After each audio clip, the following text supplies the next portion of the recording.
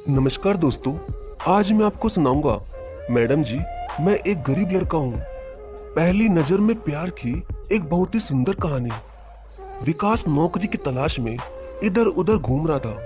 तभी उसने देखा कि एक रोड के किनारे एक सुंदर सी लड़की कार में से निकल रही थी। तो अचानक ही उसे 3 लड़कों ने घेर लिया।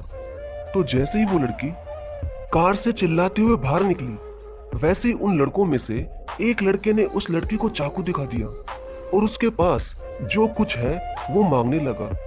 अब वो लड़की बहुत डर गई थी। तभी उसने अपना पर्स उन लड़कों को दे दिया, लेकिन वो लड़के फिर भी नहीं गए। वो उसकी घड़ी और उसके गले में पड़ा एक लॉकेट मांगने लगे। अब उस खूबसूरत सी लड़की ने उन लड़कों को घड़ी दे दी, मगर उस लॉकेट को उसने देने से साफ इनकार कर दिया। तभी वो तीनों लड़के उससे छीना झपटी करने लगे। अब ये सब विकास से देखा नहीं जा रहा था, लेकिन उसकी माँ ने उसे लड़ाई करने की कसम दे रखी थी। मगर अब बात बर्दाश्त से बिल्कुल बाहर हो चुकी थी। तभी विकास ने अपनी माँ की कसम तोड़ते हुए अपनी शर्ट के 2 बटन खोलकर बाजू ऊपर कर ली और भागता हुआ उन तीनों को इतनी बुरी तरह मारने लगा जैसे किसी फिल्म में हीरो विलन को मारता है। विकास एक बहुत ही खतरनाक लड़का था, इसीलिए उसकी माँ ने उसे दूसरों के झगड़े में ना पड़ने की कसम दी थी, क्योंकि विकास हमेशा ही दूसरों की हेल्प करने के लिए उनके साथ खड़ा हो जाता था, क्योंकि उसे अत्याचार बिल्कुल भी पसंद नहीं था। और आज भी वो उस लड़की को बचाने उन 3 लड़कों से भिड़ गया, लेकिन उसे बचाते वक्त विकास की बाजू पर अचानक ही उस लड़के ने चाकू मार दिया और उनमें से दूसरे लड़के ने उस लड़की का वो लॉकेट खींच लिया, जिस लॉकेट को खींचने की वजह से उस लड़की का गला थोड़ा सा कट गया था। इतने में ही विकास का गुस्सा 7वें आसमान पर पहुंच गया और जिस लड़के ने वो चैन खींची थी उस लड़के को वो खूब ज्यादा मारने लगा। तभी ये सब देखकर उनमें से 2 लड़के भाग गए और विकास उस तीसरे लड़के को खूब मार रहा था, लेकिन तभी उस लड़के की हालत खराब होने लगी। ये देखकर विकास ने उस लड़के से वो लॉकेट छीनकर उसे भगा दिया और जल्दी से उस लड़की को कार में बिठाकर उसे हॉस्पिटल लेकर चला गया। जब विकास उसे हॉस्पिटल लेकर गया तब वो बेहोश हो चुकी थी।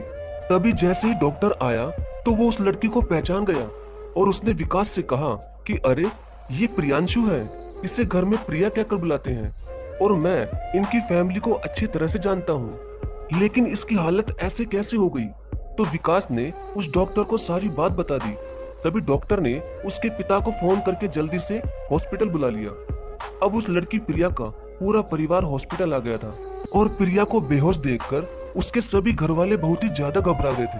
तभी डॉक्टर ने प्रिया के पिता से कहा कि आप सब चिंता मत करो, प्रिया बिल्कुल ठीक है। वो तो शुक्र है कि ये विकास नाम का लड़का सही वक्त पर उन 3 बदमाशों से भिड़ गया, वरना शायद प्रिया को कुछ भी हो सकता था। ये सुनकर प्रिया के पिताजी विकास के कंधे पर हाथ रखकर उसे धन्यवाद कहते हैं।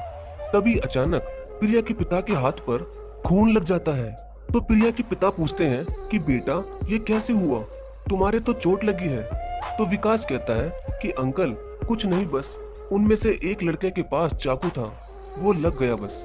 ये कहकर विकास प्रिया के पिता से कहता है कि अब मैं चलता हूँ अंकल, मुझे नौकरी भी ढूंढनी है।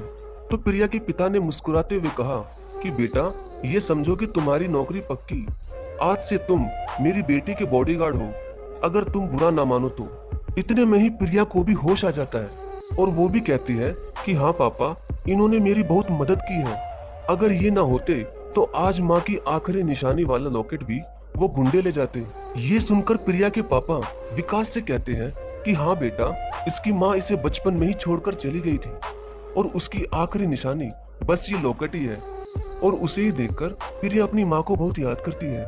ये सुनकर विकास को बहुत ही ज्यादा बुरा लगता है और फिर वो एक बार प्रिया की तरफ नजर घुमाकर देखता है और प्रिया भी उसकी तरफ बड़ी ही प्यार से देखती है।